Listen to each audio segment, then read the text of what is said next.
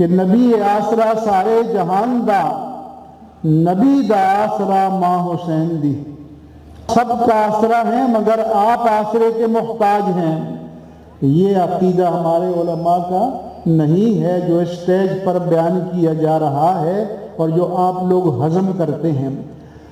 ایسے اسٹیج پر کوئی پیر بیٹھا ہے وہ بھی جواب دہ ہے، ایسے اسٹیج پر کوئی عالم بیٹھا ہے وہ بھی جواب دہ ہے، ایسے اسٹیج پر کوئی سیٹھ اور چودھری بیٹھا ہے پیسے پھینکنے والا وہ بھی جواب دہ ہے، اور ایسے اسٹیج کے سامنے آپ بیٹھے ہیں تو آپ بھی جواب دہ ہیں۔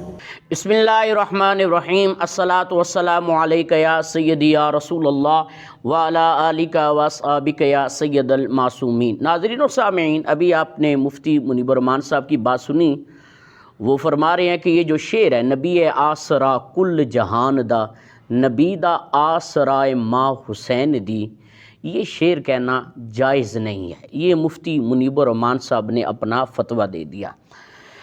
ناظرین و سامعین، ابھی آپ نے مفتی منیب الرحمان صاحب کی تو بات سنی ہے، اب آئے آگے شمشیر حیدر کرار مفتی اعظم پاکستان مفتی حنیف قریشی صاحب ادام اللہ تعالی فیوزکم السامی، ان کی بھی بات سنیں، پھر ہم آخر میں بات کرتے ہیں۔ اسی طرح ایک وہ ذکر ہوتا ہے نبی آسرا کل جہان دا، نبی دا آسرا ہے ماں، اس تے بھی مولویاں نو تنگ۔ اچھا، غوث پاک تے بارے میں پڑھو، کوئی مسئلہ نہیں، سیدہ دا نا چکیا ہے، ایک دم مولوی دی رگے فرفر، یہ کیا شیعوں والی بات ہو رہی ہے، شرک ہو رہا ہے۔ اچھا جی، کیڑی گل ہے مفتی صاحب ذرا دسو رولا؟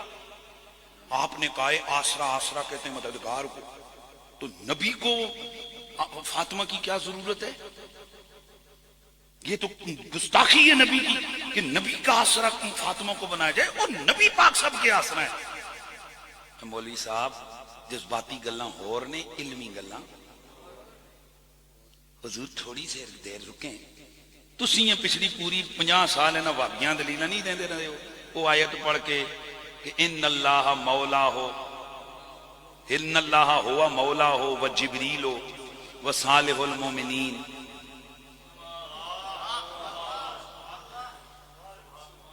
ہائے ہائے، اللہ نبی دا مددگار ہے، جبریل نبی دا مددگار ہے، تے نیک مومن نبی دے مددگار ہیں، اے کفر نہیں ہو گیا؟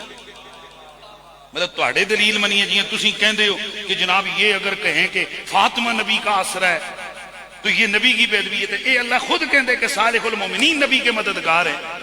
اس معنی میں جب عام مومن، عام صحابہ میرے نبی کے مددگار ہو سکتے ہیں تو ان مشکلوں میں میرے نبی کا دفاع کرنے والی میرے نبی کی بیٹی نبی کا آسرا کیوں نہیں ہو سکتے؟ قرآن و سنت کے معیار پہ آ کر بات کریں، پھکڑ بازیاں نہ کریں۔ ناظرین و سامعین، ابھی آپ نے دونوں مفتیان کرام کی بات سنی۔ مفتی منیب الرحمان صاحب کہہ رہے ہیں جائز نہیں ہے، مفتی حنیف قریشی صاحب کہہ رہے ہیں کہ جائز ہے۔ تو بالکل میں بھی یہ بات کرتا ہوں کہ جو مفتی حنیف قریشی صاحب نے بات کی ہے وہ بالکل جائز ہے اور حق ہے۔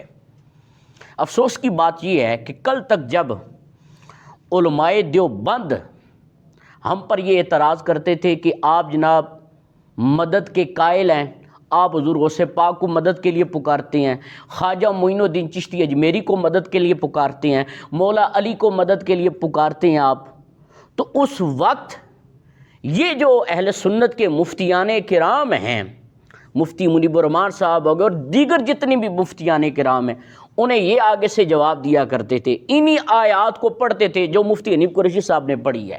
ایک اور مقام پر ہے، یا ایھا النبی، اے نبی، حسبک اللہ، اللہ آپ کے لیے کافی ہے، ومن اتبعک من المؤمنین، اور جو مومنین آپ کی اتباع کرتے ہیں وہ آپ کے لیے کافی ہیں۔ ہاں جی جناب، اب بتائیں آپ کہتے ہیں جی سیدہ کائنات جو ہے وہ نبی پاک کا کس طرح سہارا ہو سکتی ہے؟ مومنین سہارا ہو سکتے ہیں۔ ہائے ہائے، سبحان اللہ سبحان اللہ، واہ مفتی منیب الرحمان صاحب، قرآن کہہ رہا ہے کہ مومنین سہارا ہو سکتے ہیں، سیدہ پاک نہیں سہارا ہو سکتی؟ سیدہ کائنات سہارا نہیں ہو سکتی؟ ان کی بھی اولاد ہے ماشاءاللہ، آپ بھی کہتے ہوں گے کہ میری اولاد میرا سہارا ہے، یعنی کہ آپ کی اولاد آپ کا سہارا ہے، تو نبی پاک صلی اللہ علیہ وسلم کی بیٹی حضور کا سہارا نہیں ہے؟ آپ یہ کس طرح آپ نے بات کر دی ہے کہ یہ شے ناجائز ہے اور آپ نے اس پر فتویٰ دے دیا ہے؟ ہر باپ کے لیے بیٹی رحمت ہو سکتی ہے، ہیں جی، یعنی کہ آپ جس کے گھر اگر آپ کی بیٹی ہے تو وہ بیٹی آپ کے لیے رحمت ہو سکتی ہے۔ تو نبی پاک صلی اللہ علیہ وسلم کی سیدہ کائنات حضرت فاطمہ الزہرا سلام اللہ علیہا، حضور کی بیٹی جو ہے، آپ کی بیٹی آپ کے لیے رحمت ہو سکتی ہے، نبی کی بیٹی نبی کے لیے رحمت نہیں ہو سکتی؟ اولاد سہارا ہوتی ہے، کون کہتا ہے اولاد سہارا نہیں ہوتی؟ اب جب نجران کے عیسائی آئے تھے، مجھے یہ بتائیں اس وقت نبی پاک صلی اللہ علیہ وسلم نے کیا فرمایا کہ تم اپنے بیٹوں کو لاؤ، میں اپنے بیٹوں کو لاؤں گا، تم اپنی عورتوں کو لاؤ، میں اپنی عورتوں کو لاؤں گا، تم اپنی جانوں کو لاؤ، میں اپنی جان کو لے کر آؤں گا۔ تو بتائیں اس وقت نبی پاک صلی اللہ تعالی علیہ وسلم نے اپنے بیٹوں کی جگہ کس کو بلایا؟ امام حسن اور حسین کو بلایا۔ تفسیر در منظور پڑھ لیں آپ، عورتوں کی جگہ سیدہ کائنات کو بلایا، اپنی جان کی جگہ مولا کائنات مولا علی المرتضیٰ کو بلایا۔ آپ کہتے ہیں کہ سہارا نہیں ہو سکتے یہ نبی پاک کا، آپ سیدہ کائنات پر کرتے ہیں، یہ پنجتن پاک حضرات جو ہیں یہ سب نبی پاک کا سہارا ہیں، آپ کہتے ہیں سہارا نہیں ہو سکتے۔ حدیث پاک کے اندر تو یہاں تک موجود ہے، آل رسول اٹھا کر پڑھیے پیر سید خضر حسین چشتی صاحب کی، اس کے اندر یہ حدیث پاک موجود ہے۔ اللہ خود فرماتا ہے کہ میں نے نبی کی مدد کی علی کے ذریعے۔ اب بتائیں اب کیا فتویٰ لگائیں گے؟ حیرانگی کی بات ہے۔ آپ شہنشاہ بغداد حضور غوث پاک کا قصیدہ غوثیہ پڑھ لیں جناب، قصیدہ غوثیہ پڑھ لیں آپ، جو پھر وہاں پر آپ تعویلیں کریں گے نا، پھر وہ تعویل ادھر بھی کیجئے گا۔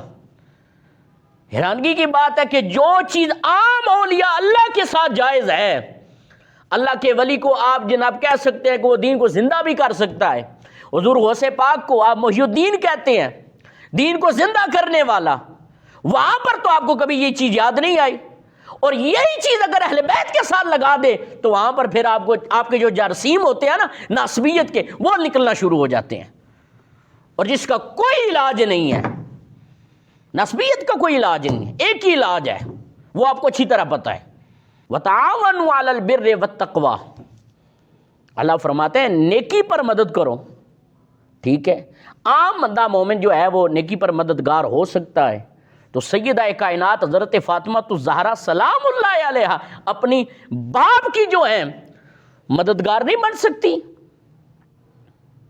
آپ کا جو ایک لقب ہے ام ابیہا، اپنے باپ کی بھی ماں، یہ کیوں آپ کا لقب ہے؟ اس لیے کہ آپ اپنے بابا کا بڑا خیال رکھتی تھی، بہت خیال رکھتی تھی۔ اور اس حوالے سے ایک واقعہ بھی ہے، ایک بار جب مولا کائنات ایک مرتبہ جب مولا کائنات مولا علی المرتضیٰ آپ مزدوری کر کے آئے تو گھر کے اندر روٹی پکی، جب سیدہ کائنات روٹی کھانے لگی تو آپ نے اپنے حصے کی روٹی اٹھائی، ہائے ہائے ہائے، آپ نے اپنے حصے کی روٹی اٹھائی اور اپنے پلو کے اندر باندھ لی۔ حضرت علی نے فرمایا فاطمہ کیا معاملہ ہے، روٹی کھاؤ، کدھر جا رہی؟ فرمایا میں اپنے بابا کے پاس جا رہی ہوں۔ سیدہ کائنات اپنے بابا جان کے پاس آئیں، نبی پاک نے کھڑے ہو کر ادب اور احترام کیا، استقبال کیا سیدہ کائنات کا۔ فرمایا بیٹی کیسے آنا ہوا؟ فرمایا بابا روٹی کھانے لگے تھے، مجھے آپ کی یاد آ گئی کہ میرے بابا نے پتنی کچھ کھایا ہے کہ نہیں کھایا، تو میں اپنے حصے کی روٹی لے کر آپ کے پاس آ گئی ہوں۔ سیدہ کائنات نے ایک نوالہ لیا اور اپنے بابا جان کے منہ کے اندر ڈالا، فرمایا بیٹی اس ذات کی قسم جس کے دستے قدرت میں محمد کی جان ہے، آج 3 دن ہو گئے تمہارے بابا نے کچھ نہیں کھایا۔ اب بتائیں اولاد سارا نہیں ہو سکتی؟ آپ کی اولاد سارا ہو سکتی ہے، نبی کی اولاد سارا نہیں ہو سکتی؟ کچھ خدا کا خوف کریں، حیا کریں، بالکل سہارا ہیں سیدہ کائنات۔ دانو سیدہ کائنات نے تو جو اپنا حق مار تھا وہ اس چیز کو قرار دیا تھا، اس چیز کو بنایا تھا کہ جب نبی پاک صلی اللہ علیہ وسلم کی بارگاہ میں جبریل آئے اور آ کر عرض کی کہ یا رسول اللہ علی اور فاطمہ کا نکاح کر دیجئے، نبی پاک آئے اور سیدہ کائنات سے بات کی، کیا تمہیں علی قبول ہے؟ فرمایا بابا علی قبول ہے۔ فرمایا حق مار یہ ہے، فرمایا حق مار قبول نہیں ہے، حق مار قبول نہیں ہے۔ جبریل علیہ السلام نے عرض کی کہ سیدہ کائنات کو کہہ دیں کہ یہ جو ساری زمین ہے اللہ تعالیٰ اس کو آپ کا حق مار بناتا ہے۔ تو سیدہ کائنات نے فرمایا کہ بابا علی قبول ہے، حق مار قبول نہیں ہے۔ جبریل علیہ السلام نے عرض کی یا رسول اللہ اپنی بیٹی سے پوچھے پھر یہ کیا چاہتی ہے، حق مار کیا ہو؟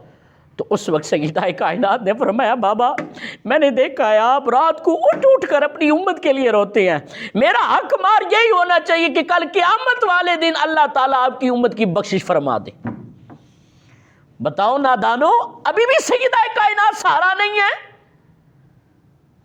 اللہ کریم سے دعا ہے اللہ کریم ہمیں سیدہ کائنات حضرت فاطمہ الزہرا سلام اللہ علیہا آپ کی محبت اور آپ کی عقیدت کے اندر اللہ کریم ہمارا خاتمہ بالایمان فرمائے۔